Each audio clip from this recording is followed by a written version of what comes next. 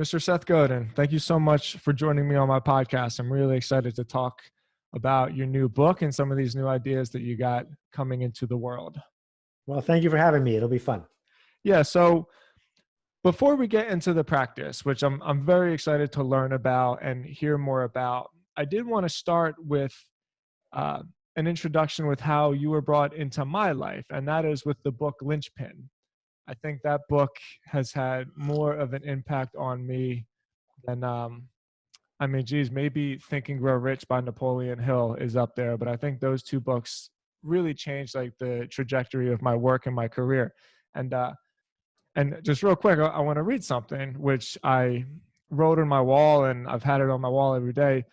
The linchpins among us are not the ones born with a magical talent. No, they are people who have decided that this new kind of work is important and train themselves to do it.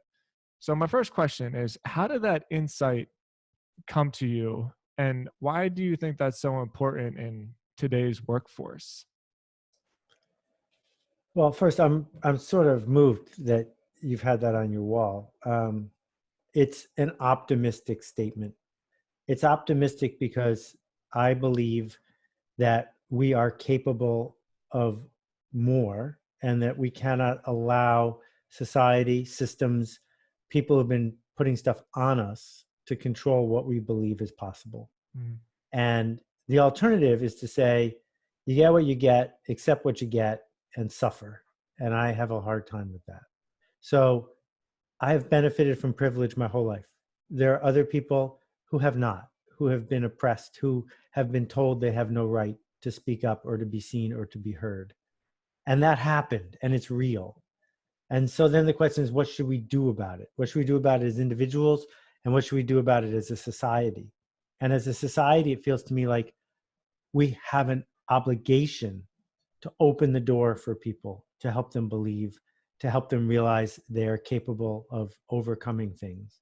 But as individuals, that happened. So what should we do? And I think what we should do is believe in ourselves enough to go on the journey, to enroll in the journey. And that doesn't mean it will be easy or that it will work, but it means that this practice of developing a voice, developing skills, figuring out how to be the generous connector that you're capable of, that feels like the best of all possible paths forward, especially in a world that's not fair. Yeah, and that's a perfect segue into where I wanted to go with that, because you talk about the practice, you talk about this habit of shipping work and developing patterns, I guess you could say.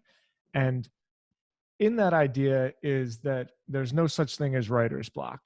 And I haven't counted, I can recall countless times in which I've sat down to write something and and like nothing comes to mind. I have no inspiration, and I can hear it. There's no such thing as writer's block. There's no such thing as writer's block. And so like logically, I know what you mean. I know that this is just my work. And as a professional, I show up to do my work. But like emotionally, it doesn't necessarily mean that the work or the insight comes out of me. So then like my question is, how do we wrestle with those demons? That's the battle between, my logic side and my emotional side, so that I can continue to produce work. Right. I love this question. The practice is largely about this question. Yeah. What does it mean for there to be writer's block? First of all, writer's block was only invented 130 years ago. There was no phrase writer's block. People didn't suffer from writer's block. It's worth noting no one gets plumber's block. You call up the plumber, they come to your house, they don't say, I don't think I can fix this leak. Do you have a scotch or a whiskey or some heroin? That doesn't happen, ever. Because plumbers understand their job is to do plumbing. Yeah. And sometimes they do really good inspired plumbing, and the rest of the time they simply do plumbing. Writing takes many forms. I'm not talking about a novel. I'm simply talking about finding your voice, showing up to say what you want to say, to cause the change you seek to make in the world. Saying, I don't know what my podcast should be about this week. I don't know how to have a conversation with this employee. I don't know how to, we can go down the list. we get blocked and all of these things, except we are not blocked. What we are is we are being picky and saying, I don't want to do a bad job. Because if you are capable of typing with your fingers, you are capable of doing a bad job of writing. You are capable of having a conversation that isn't going to work. You are capable of singing a song that no one wants to hear. We know that. We know that the bad stuff is possible. So it's not that you have writer's block, it's that you are afraid of bad writing. Those are two totally different things. And so the lesson of the practice is, if you want good writing, you got to sign up for bad writing. That if you are willing to do bad writing, in whatever form writing takes for you, you can make your writing better. So you're not blocked. What you are is stuck. And those are different things. And the way to get unstuck is to do mediocre work in private and then improve it. Because we don't experience flow and then do our work. We do our work and then we experience flow. Okay. And I think accidentally, or maybe not accidentally, but you just solved kind of this weird riddle for me, where in my view, it was always, if you write every day, you have to publish everything that you write. And I spent a long time struggling a little bit with thinking that if I write it, I need to ship it. But how you just said right there that you do mediocre work in private. So from like a practical standpoint, is it more advantageous for me or anybody listening to this? And I like how you said whatever that form of writing is for you. Like for me, it's words on a page. For some people, it's painting or speaking or doing a podcast or whatever. So to embark on this practice, does it always have to be in public? Can it just be me by myself alone?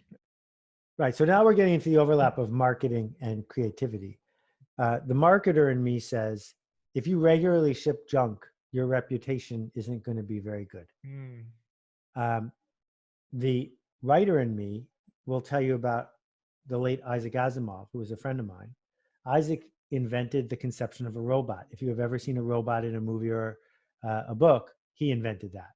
Wow. He wrote 400 books that were published, 400 published books. And I said, Isaac, how do you do that? And he said, every morning I get up and I walk over to this manual typewriter, and he showed me the table. And he said, from 6:30 to noon, I type. And I don't have to type good stuff, but I have to type. Well, if you type for 30 hours a week, that's enough. You could write 1,000 books, 10,000 books at 30 hours a week. Typing is not why books take a long time. So what Isaac did was, after he was done typing, he would then throw out most of it and publish the rest. And I've written a blog every day. I've written 7,500 blog posts in a row. You've only read a quarter of the blog posts I've written. The rest are deleted or in some file somewhere. I don't write one blog post a day. I write several blog posts a day, but I publish one of them. And we are capable of doing that in whatever format we work in. The art of it is figuring out how to workshop our way through the practice without getting hung up on editing while we are creating. I think that's got to be so encouraging for people to hear, and myself included, because the viewpoint is that people who have succeeded in creative work, in whatever that definition is, that they just nail it first time. And I've read your blog for years. Like I haven't read them all, but certainly it's part of your reputation. And I always just assumed that you wake up in the morning and you just have instantly some hit of inspiration and some brilliant idea comes to you and you type it out and you hit enter and then boom, it's out there in the world. And to hear you say that like that isn't the case is I don't want to say that it's reassuring, but I think it's encouraging for people to hear that like it's not about being perfect the first time. Oh, it's not even close. And if you're a music fan, you can go buy the demo tapes of Billy Joel. You can go buy the demos and work in progress of Bob Dylan for most of his major albums. And you can buy the demo tapes for Crosby, Stills, and Nash. Each one of which costs you $10. They're terrible. They're just terrible. And it's not just that they don't sound like they're supposed to. And it's not just that they're out of tune. It's that they didn't figure it out. And the one that's stuck in your head, Yeah. that's the 40-second one.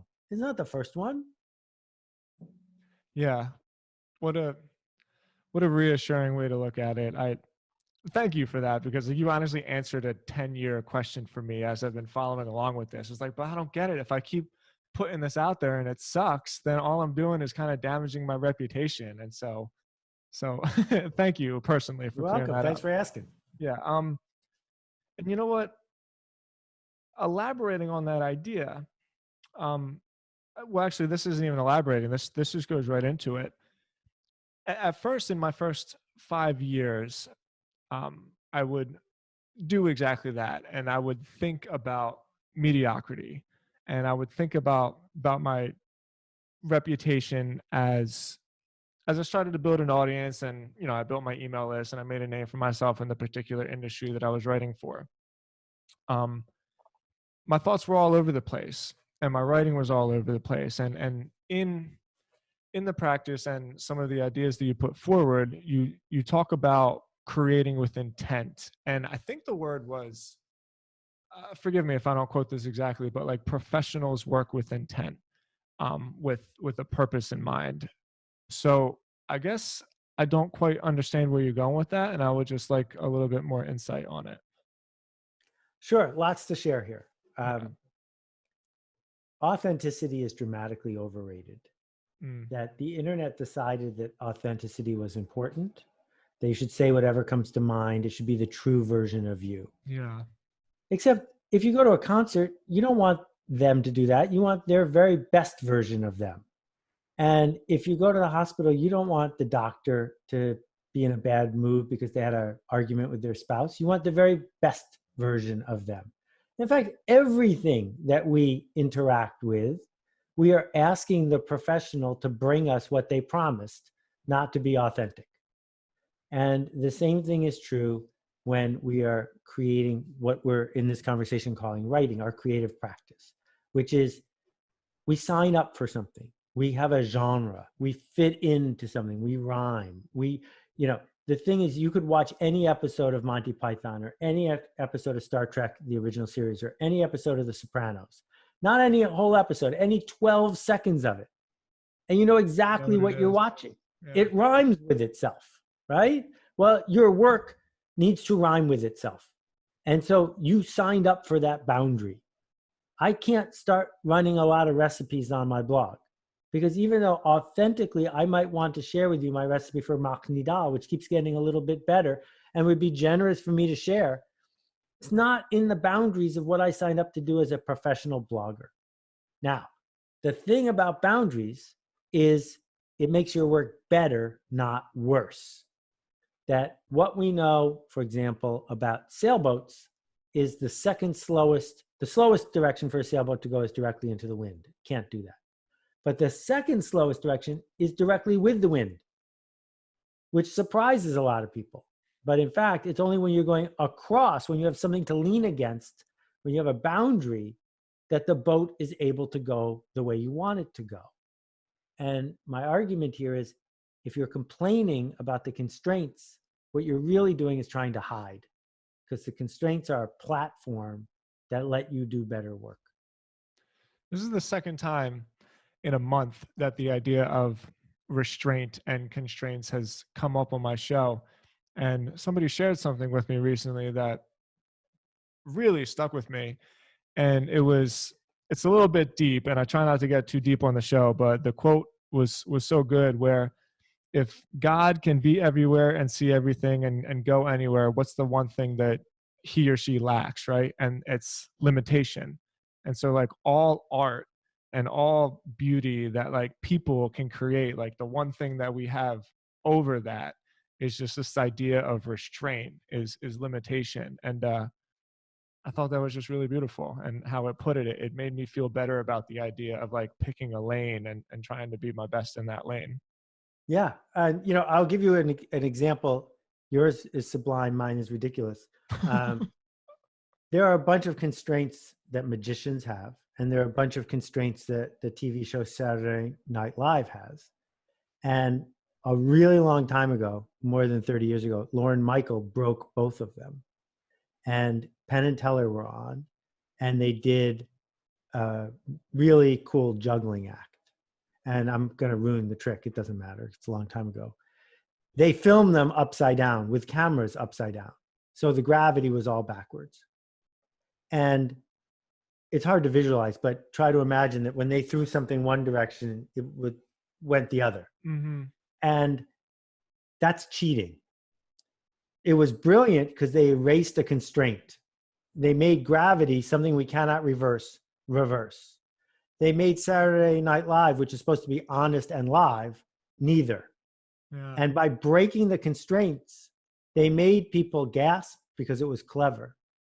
But ultimately, it was shallow and not satisfying because it made you trust everybody a little bit less. And so much better to have somebody do honest deception within the constraints that are available than to bring in something from outside that they're not allowed to do, because now we don't know how to handle it. And that's why great artists use a canvas or a piece of sculpture. They have constraints. It can't be bigger than this, and it has to use the paints that came in the kit.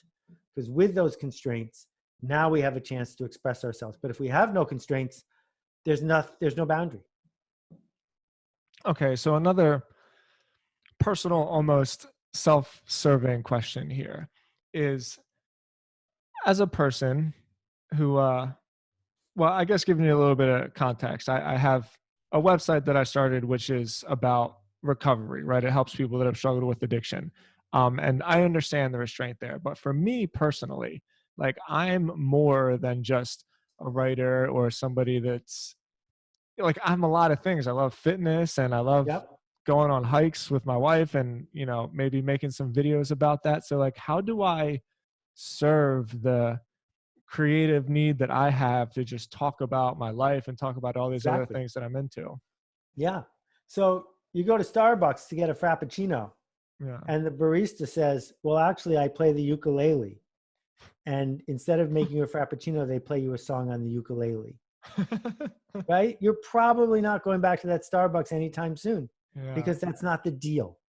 So you have a website that says, there's this person I'm calling Tim, and Tim is going to write here about the recovery journey. But guess what? Websites are free. So you can have another website and say, there's this other guy named Tim. Don't worry about that other thing he does. Here's where he's going to talk about his travel, his spouse, his walks in the park, whatever. And now you've made a new set of constraints, but they free you from, so you get to decide where to put it. It fits the medium. And again, if you want to have a hobby, I love hobbies. I have more hobbies than most people. Just don't expect to get paid for it. Yeah. Just don't expect that you're doing it. You know, I don't carve canoe paddles out of cherry wood for other people. I carve them for me.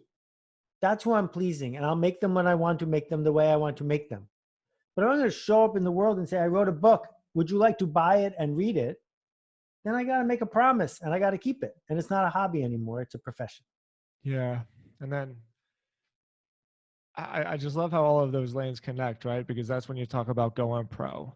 That's when you talk about showing up every day and doing that work that's expected of you for the people that expect it, for the price that they expect it for. Exactly. Okay. So another one of the things that I've been puzzled about in terms of the message that you have in the practice, especially, is you talk so much about shipping work and about creative work and about the difference between advertising and marketing, right? And all of these things have like a business entrepreneurial undertone to them. But I've noticed that you rarely go into that like entrepreneurial mindset. Like, this is how you make money from it. And gosh, putting myself in other people's shoes and even in my shoes, I have been searching a lot of times for like that insight, like, oh wow, this is really great. I'm shipping my best work and like I feel good about it, but like, cool, how do I get paid? Right? Like, what is the strategy so that people say like, here's some cash. Now give me that thing. And and yeah, so like I guess the question is, how do you combine this practice with monetizing work? Okay, so there are two parts to your question. One part is, how do you maximize the yield on your time to make the most money?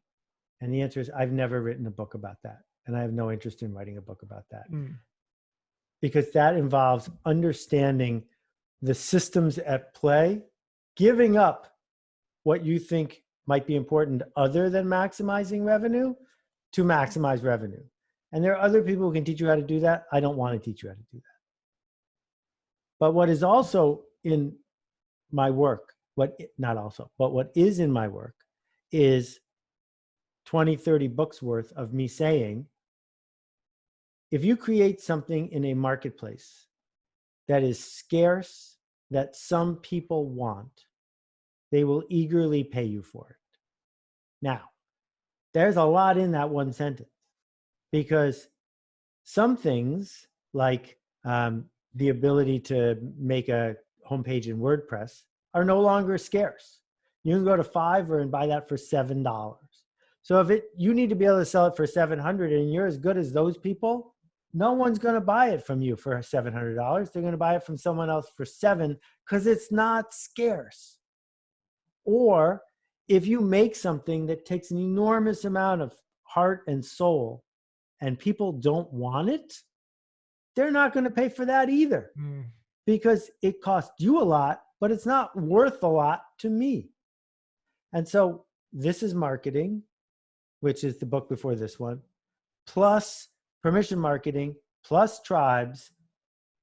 It adds up to, how do I find the smallest viable audience of people, a group of people that's big enough to sustain me, who will have their lives get better because I showed up with something that was scarce. That sentence is how you make money. Now, in a digital world, showing up with something that's scarce is not easy. mm. There's going to be 1 million books published on the Kindle this year. Writing a book on the Kindle does not, by definition, mean you made something scarce.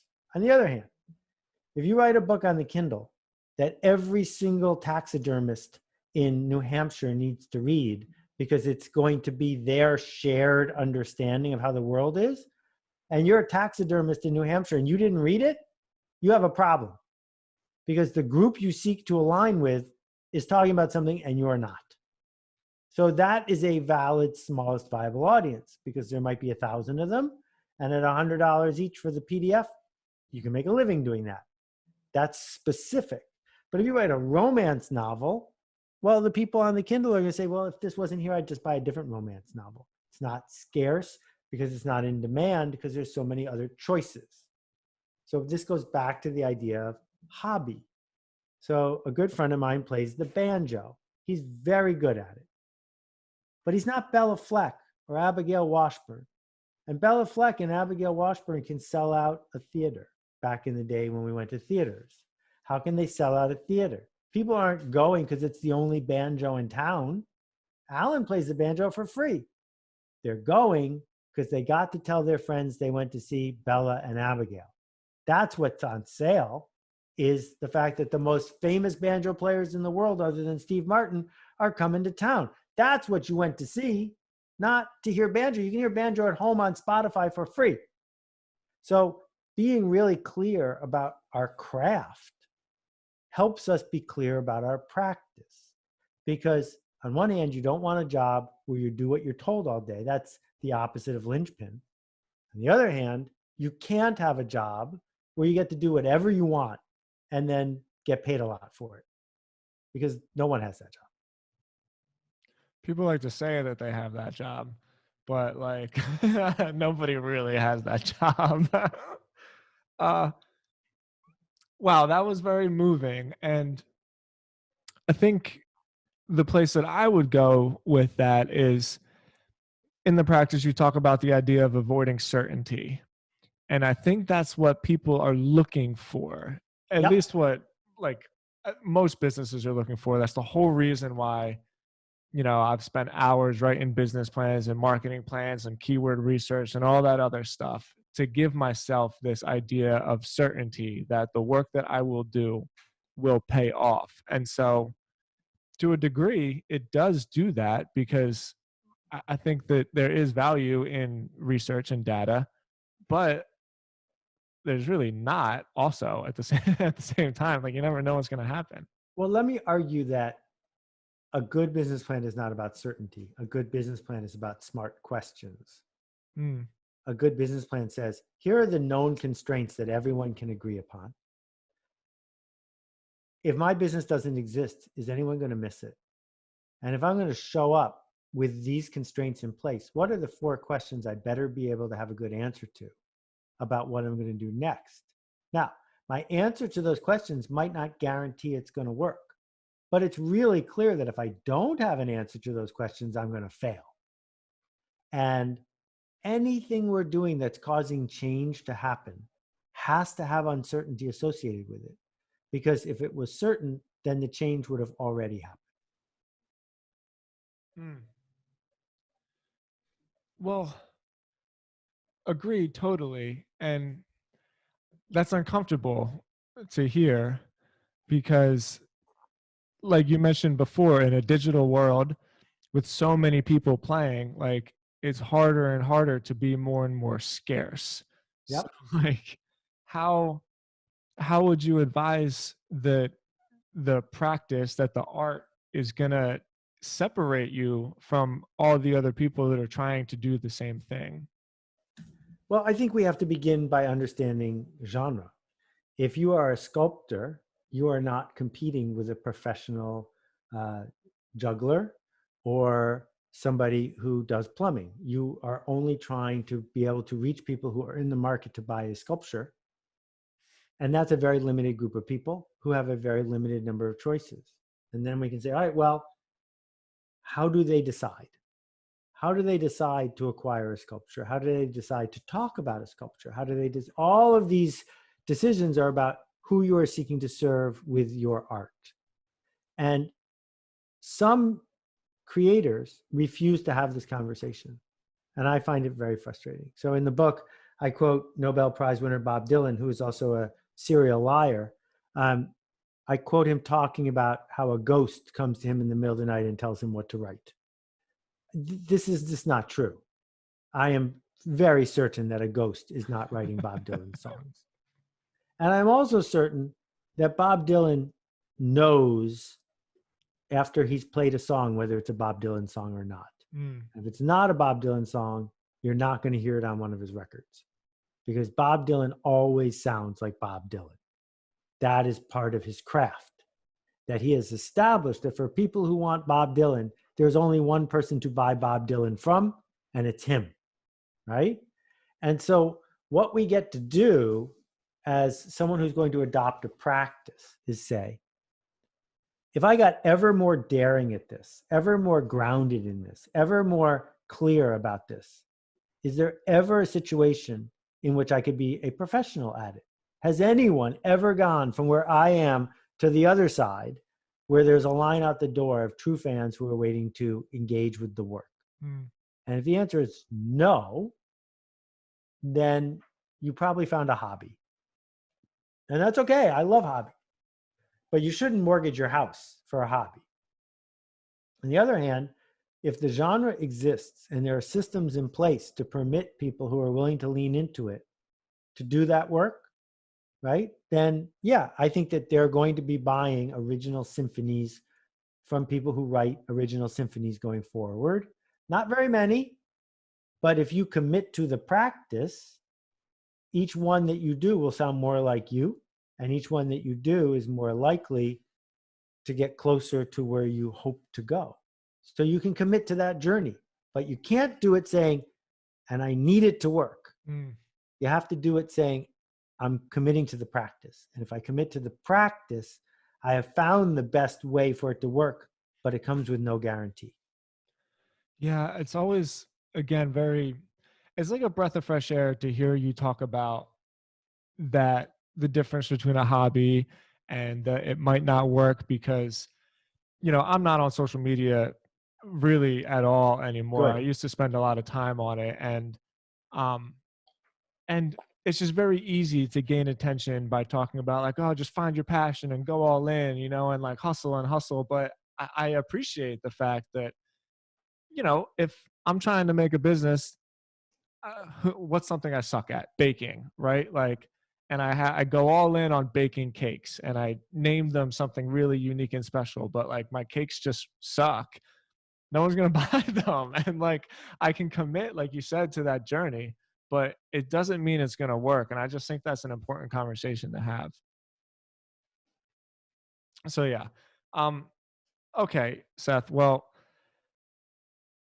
you've answered really all my questions, and there's one last thing that I'm interested to talking to you about, and this goes to my journey when I first discovered your work, and I sent that to you in an email back when Success Magazine used to send out those CDs back when Uh-huh. CDs, and it was only like 10 years ago, which is so crazy to think. But uh, I played the CD, and I was going through like a rough time in my life, and I listened to that interview, and the interview, they always used to ask pieces of advice at the end of those interviews. And I will never forget it till the day I die. I said, what should somebody do? And you said, start a blog, don't tell anybody, and write it in it every day. I can even hear it, like the tone in your voice, right? And so that's what I did. I started a blog on Blogspot back when Blogspot was a thing, and I started writing it every day. And it's gotten to me where I am. It's gotten me to where I am now. But where I'm going with that is like, is that still your piece of advice? Is that still part of the practice? Is it still really that simple? Where if you want to get started, start a blog, don't tell anybody, and write in it every day. Like, with all these new ways of creating content and getting your message out there, I think a lot when people ask me like, well, where do I get started? And it's still the same thing that I say. I say, start a blog and write it in every day and just start putting stuff out there. So how has that changed in the last 10 years is my question for you. Well, from a creator's point of view is different than from a marketer's point of view. Yeah. From a creator's point of view, we know that morning pages work for a lot of people. We know that being on a daily schedule works for people. That the key part of the advice was don't tell anybody, right? In fact, if you want, write it under another name. I would write my blog every day, even if no one read it, if not one person read it. My blog, writing it for me makes me a better creator because I have to outline something about the future. And then the act of doing that makes me think about the future differently. That's what Fred Wilson says. And Fred's a great guy. And the marketing question is, are you trusted? And the problem with most social media is it is optimized for you to be distrusted. It is optimized to create dissatisfaction on the part of people who are scrolling through, doom scrolling, looking at the friends who aren't friends and the likes that aren't likes to figure out if you're popular in high school today. And so almost the worst thing I can imagine is bringing your creative work to social media. This is a really bad idea. I do think we have a marketing challenge of how do we earn permission? How do we cut through all the noise so that on a regular basis we can go, hi, I'm over here, without yelling at people? No, blogging doesn't do that the way it used to. My blog traffic is way down. It's not because I'm not writing as well. It's not because there are more blogs. It's because Google doesn't like blogs and because fewer people are going and looking for them. So you're going to need to find a way to earn permission and connect with people who want to hear from you. And I don't think a blog is the modern shortcut answer. I think it's much more complicated than that. Well, it's good to hear you say that because I've had those same exact thoughts. I mean, you put it much more eloquently than I could have, but the practice is still there. It's just the tactics have changed a little bit. And yeah, I really do agree with the social media idea, especially because it's so hard to like resist it, right? Because it seems so like grabbable. like, oh, look at all these people paying attention to me, but it's never worked out for me. And I'm grateful that there's the yous and like the Clarks and the other people out there that are showing that like it is actually kind of worthless, and and you don't have to do it. Well, it's good for you to say it too, because uh, we seduced a lot of people into believing that our culture needs to be 140 characters long and instant. And Yeah. I'm not sure either of those things is true. Yeah. Well, wow. Last but not least, like, just thank you for all the work that you've done. It's had a huge impact on my life. It's been really, really great just sitting here for this half hour and chatting with you. I've been nervous about it all day, pacing up and down, up and down my stairs. So It's a pleasure, Tim. You did great. It's super fun to talk to you about this. And I'm glad the book is resonating. So thank you yeah, for that. great. And I will link the Amazon to the show notes for the link to the book, and I'll show your blog and everything. Seth Godin, thank you so much for your time. It's been great. Keep making a ruckus, man. Good to talk to you.